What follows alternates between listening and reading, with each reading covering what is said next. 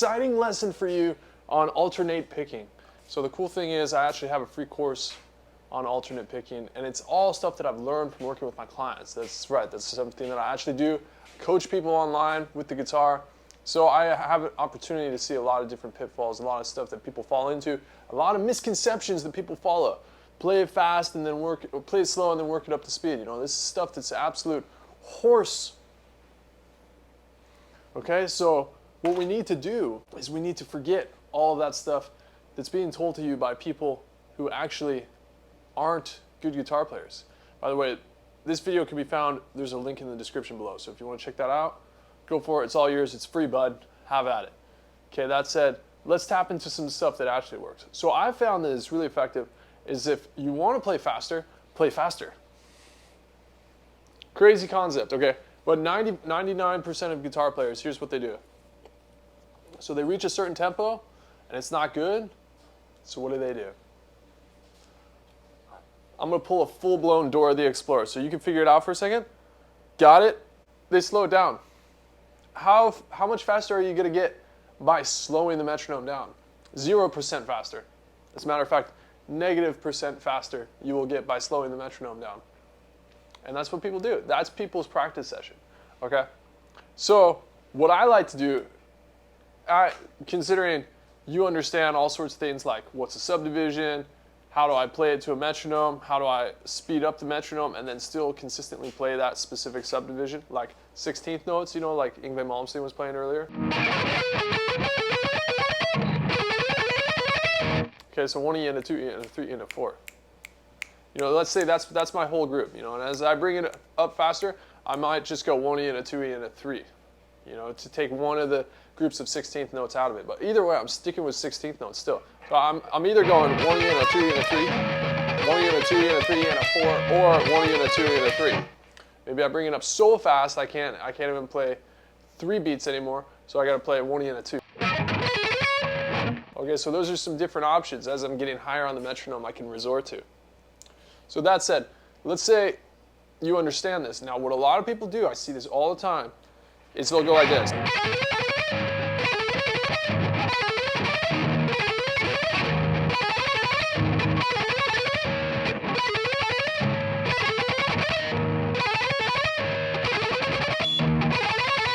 Okay, so they're getting some of the repetitions solid, right? But others are messy. So what do? They bring the metronome down. They're like, I have to make sure that I play 10 repetitions perfect before I bring the metronome up.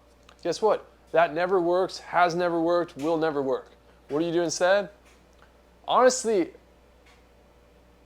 I'm so lax with it. Like if one of my clients is getting the particular riff 10% of the time, so let's say let's say they played the lick 10 times, they got it once. One time it sounded good, but it sounded good that one time. I'm saying, let's go forward. Let's bring the metronome higher, let's try it again. Okay, so that's gonna be like, and it's like, how fast can we get that singer?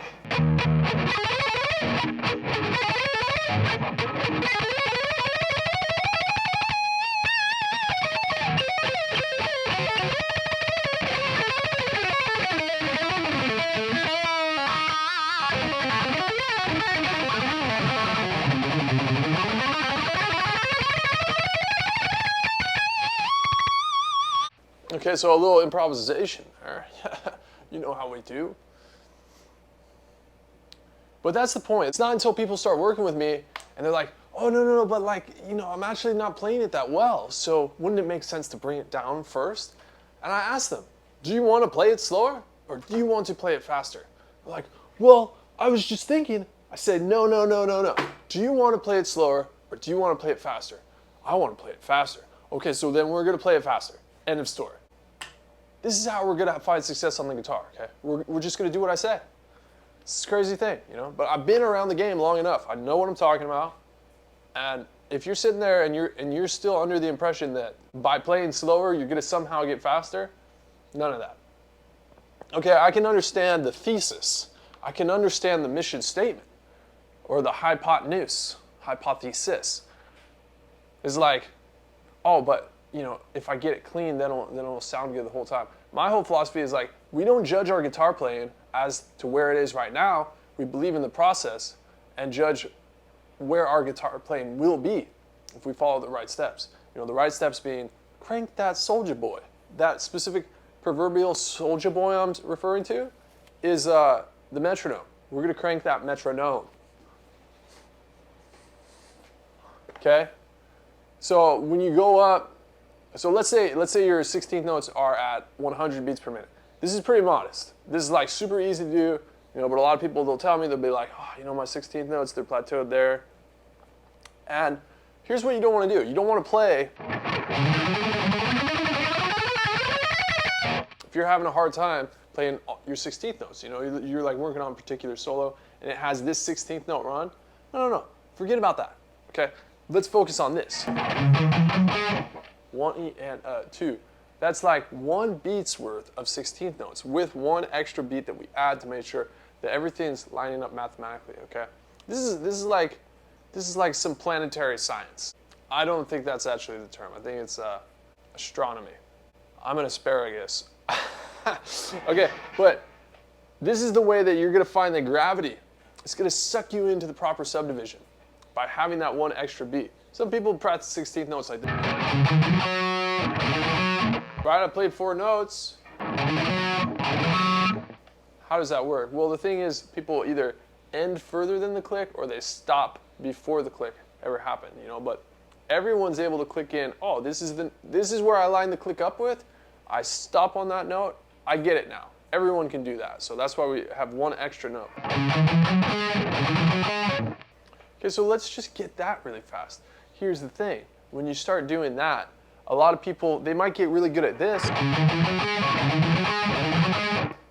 They might not. They might develop some sort of mental block around them not being able to do that particular run, that particular set of notes. And so that's why it's important and beneficial to, at the same time that you're doing that, start working on memorizing your 3-note per string scales all around the fretboard. This is a great way to do it because look, now we play the same thing.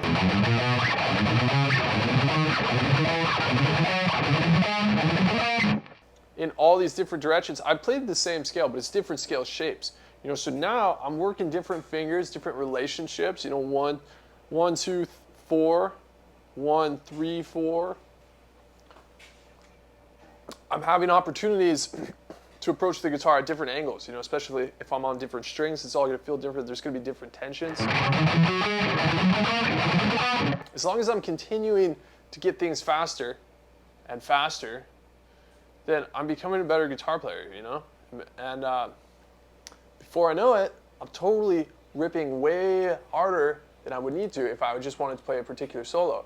You know, this longer line of 16th notes that I was playing earlier.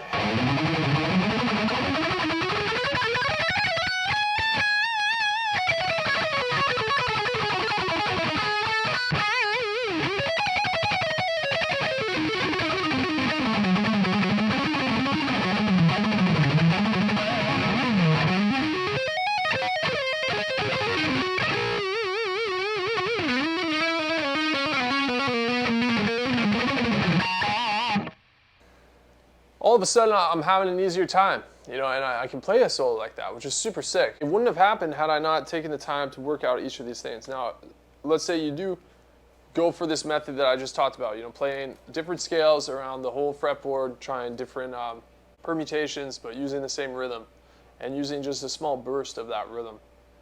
What's going to happen next is that you're not going to be playing totally killer, okay? That's the spoiler alert. And what's going to happen is it's going to have something to do with your left hand, but you're going to think it has to do with your right hand. So what do? You work out the left hand. So do the same thing, only play the first note of each string. Okay, so what's going to happen after that? You guessed it. You're going to think that your synchronized playing is suffering because of your left hand, but what's it going to be actually? It's going to be your right hand. So what do we do in that case? Focus just the right.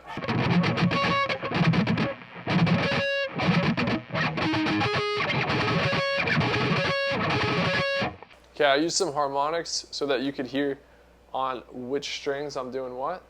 You don't necessarily have to do that though. So what's the greatest thing? I call it the trio shredder tops, and it's actually a method that's in my new course, now membership, by the way, with a live coaching call weekly, hand synchronization station. You know, so that's something that you can check out through the alternate picking mastery link that I referred you to earlier in the description below. But yeah, it's the trio shredder tops. It's like the three-headed dragon, like Yngwie Malmsteen. It's a trilogy suite, you know. And what it has, it's 3 exercises that bring your playing together. So the first one being just the left hand, second one being just the right hand, and the last one being both together. So we got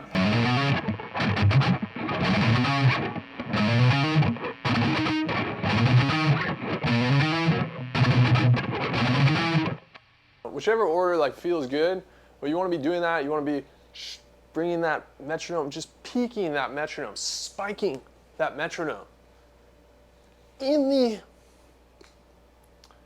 practice room, you know? So that's what's going to be really effective. You're not practicing the guitar unless you have an intention, unless you're sitting down, you're working with the metronome, you're looking to get faster. You know, if you're just going through the motions, you cannot expect to be getting better. There's just no way. Do you think that NFL players practice football in front of the television?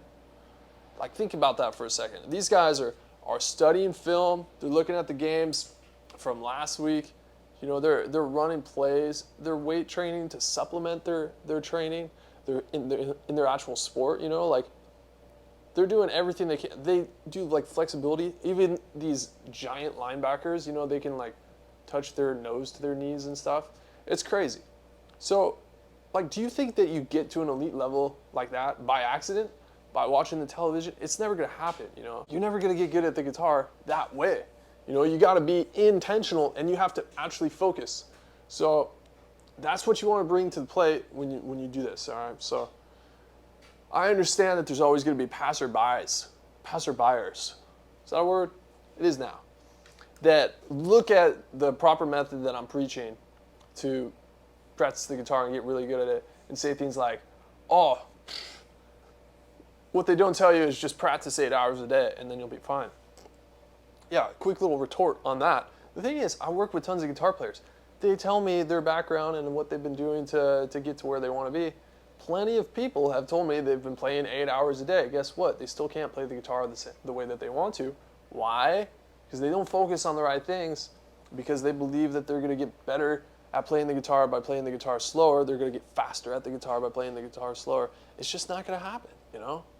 So, honestly, what do we need? We need accountability. We need discipline. We need focus. We need to play faster. We got to use a metronome.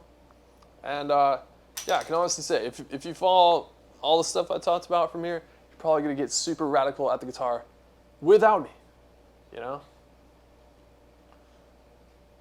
But you have to do everything that I talked about. Okay.